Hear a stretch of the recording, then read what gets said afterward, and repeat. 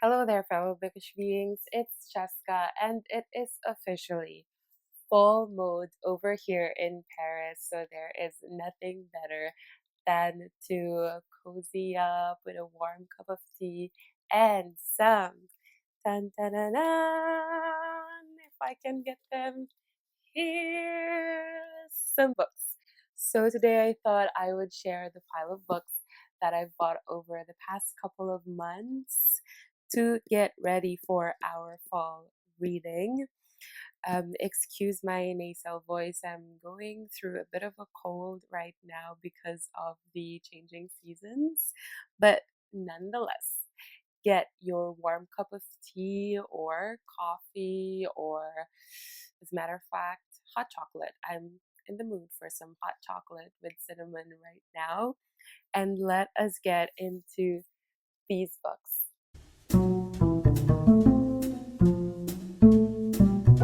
So, the first book on our pile is this very beautiful edition of Mansfield Park by Jane Austen.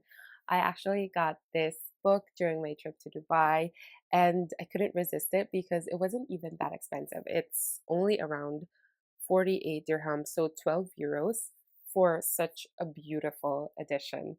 And an Austen book would be in my collection this beautiful. I was absolutely thrilled.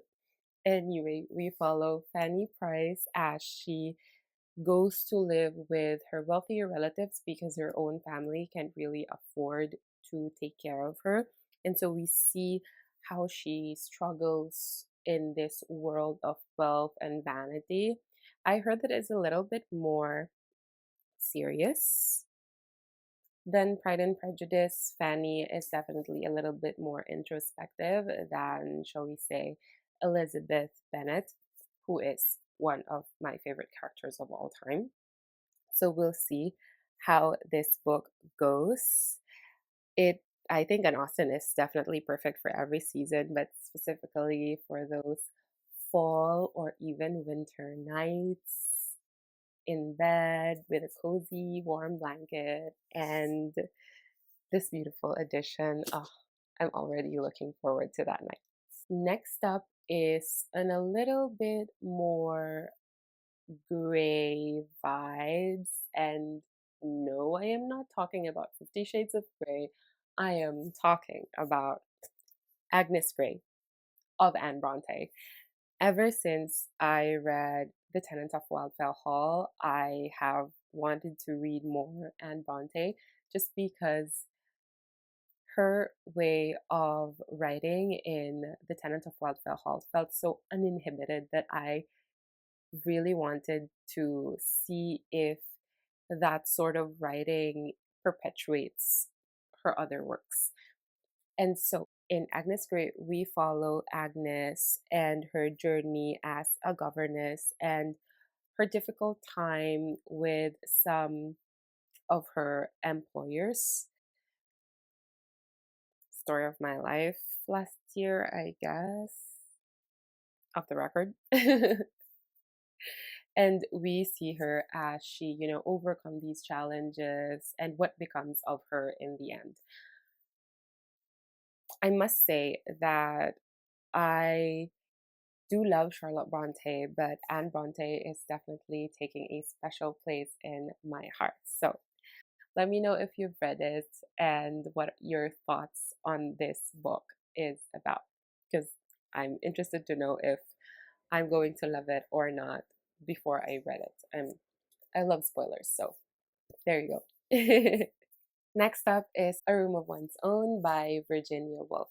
I got this very good copy from one of my most favorite English secondhand bookstores in Paris, and that is San Francisco and Co. around Odeon. It's amazing. It's quite popular actually. So if you're interested in going, I will link the video that I made down below for you so you can check it out before you go. Anyway, the thesis of the book is that a woman fiction writer needs a room of her own and her own money so that she can succeed. Honestly, I am quite skeptical about how Wolf is going to make her arguments about this because I already have some thoughts sort of against it, just in my head, some counter arguments. I already feel like this book is going to be empowering, so I am definitely excited to read this. Perfect for those of us who need some oomph of empowerment, if you know what I mean. Next up is this very charming epistolary book, 84 Charing Cross Road by Helene Hanff.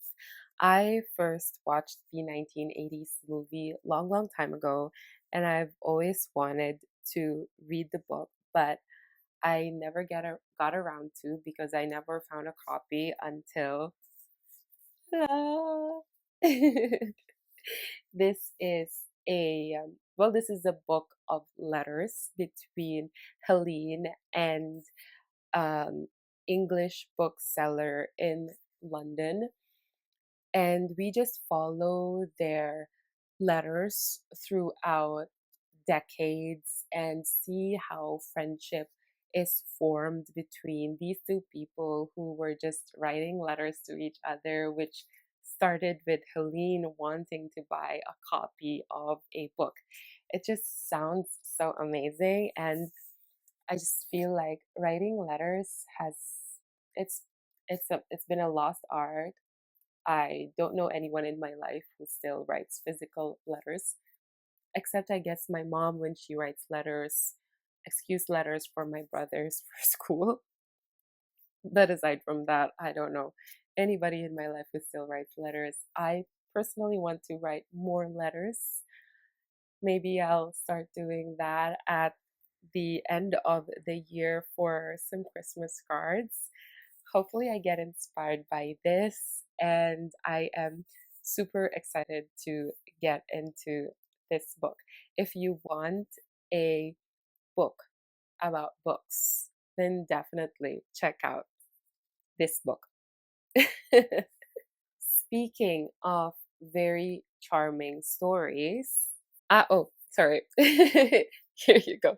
This is the right side. I have here Tome 2 of Card Captor Sakura. If you don't know about this anime, it is about Sakura who is trying to hunt out clue cards that she accidentally spread out into the world, or at least in all of Japan or around her hometown, with the help of her best friend Tomoyo, who dresses her up, like makes her costumes, and a little guy, Gerberos,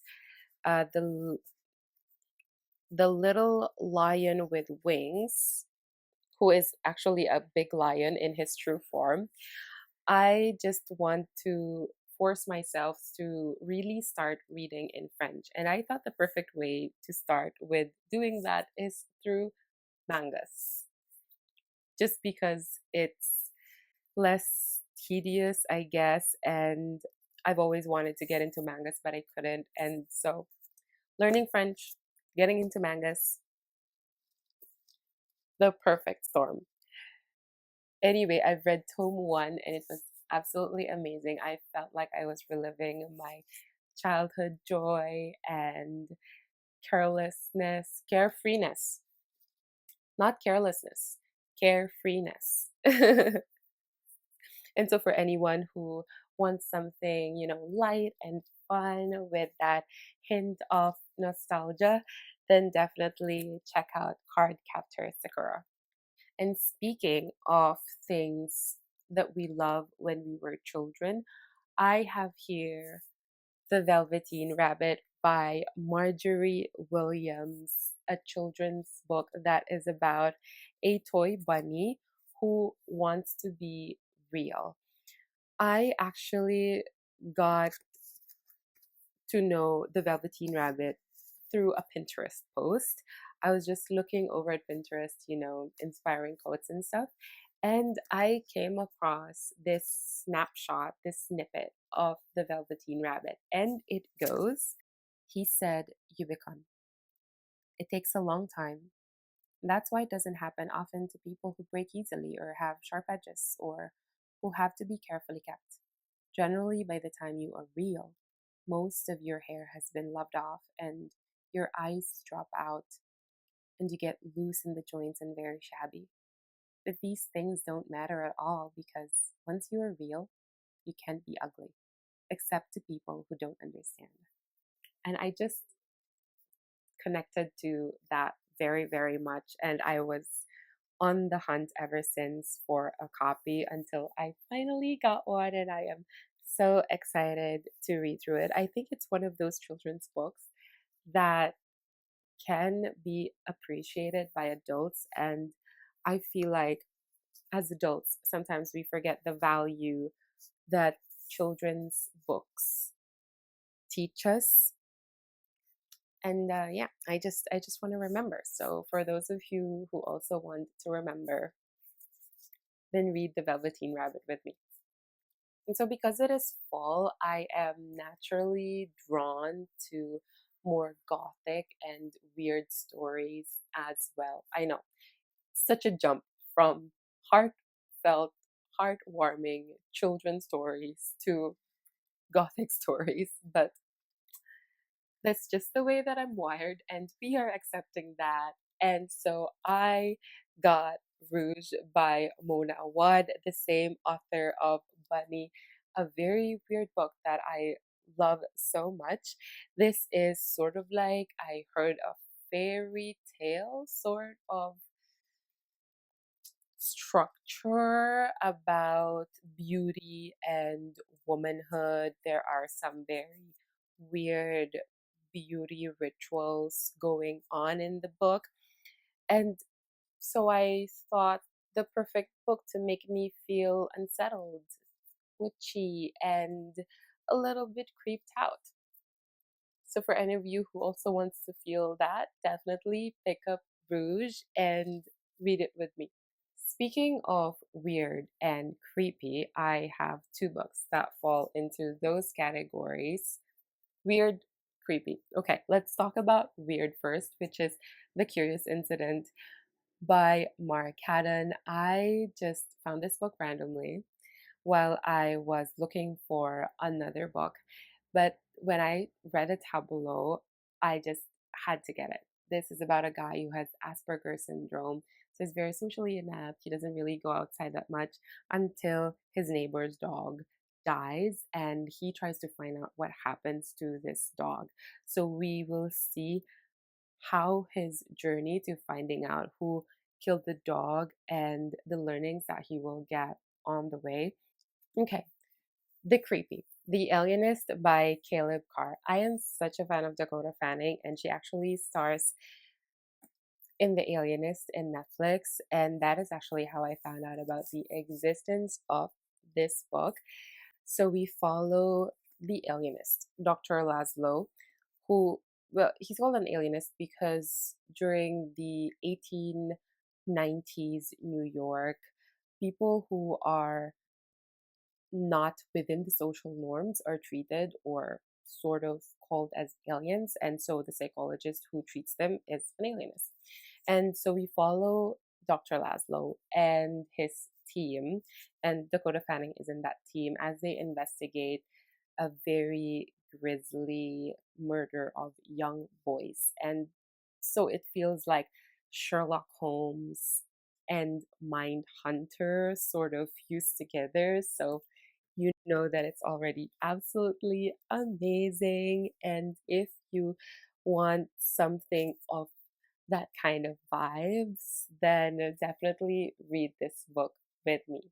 So, after all the weird and the creepy, I would usually want to go back into something fantastical and whimsical. And I thought the perfect book for those nights would be Emily Wilde's Map of the Other Lands. I have here in my shelf the first book, and I absolutely adored it. When I was reading it last year, I finished it in like 3 days in my metro commute, and I was just absolutely in love with how the book was set and the vibes and the characters. So we follow Emily, our main character, and she's very introverted. She's not a little grumpy. She's grumpy almost all of the time. And then she's complimented by her charming colleague, Wendell Bumblebee, who has some tricks up his sleeves, shall we say. And in this book, we follow them as they explore the other lands. And I just can't wait to know what that other lands is because right now I'm not sure. So if you want a book that is like what I've mentioned, whimsical and fantastical, something enchanting, then definitely read this book with me. This one is from one of my favorite authors, Margaret Atwood, and it's her Lady Oracle. We follow Joan Foster, a writer who is very confused with her life. And so instead of facing her problems and dealing with the consequences of her decisions, she fakes her own death. And well, as someone who has a tendency to run away and not confront things because they may get complicated, I can kind of relate. Although I've never faked my own death because that is just such complicated project management planning. And, also because I want to grow and face the consequences of my decisions and stuff like that. Anyway, I just really want to read more from Margaret Atwood. I've read Blind Assassin and The Handmaid's Tale, and I'm also currently reading Cat's Eye as well. And so I just want to see if she is truly one of my favorite authors so far. Still, yes. So let's see what Lady Oracle has for me. If you have read this, let me know what you think down in the comments below. So the last and final book is The Swan Way by Marcel Proust. Since I'm living in Paris, I thought I should really get to know French authors. And so after Dumas Fils, I thought I would tackle Proust next.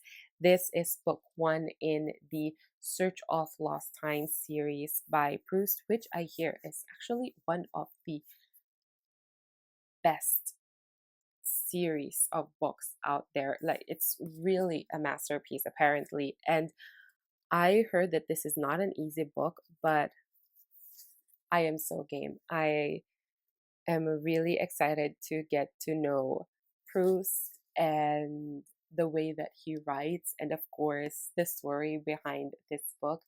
I am really excited to expand my reading horizon as well. And so, if you have read In Search of Lost Time series or even just The Swan Way, let me know in the comments down below. And if you are someone who is also expanding his or their reading horizon, then do tackle The Swan Way by Marcel Proust with me.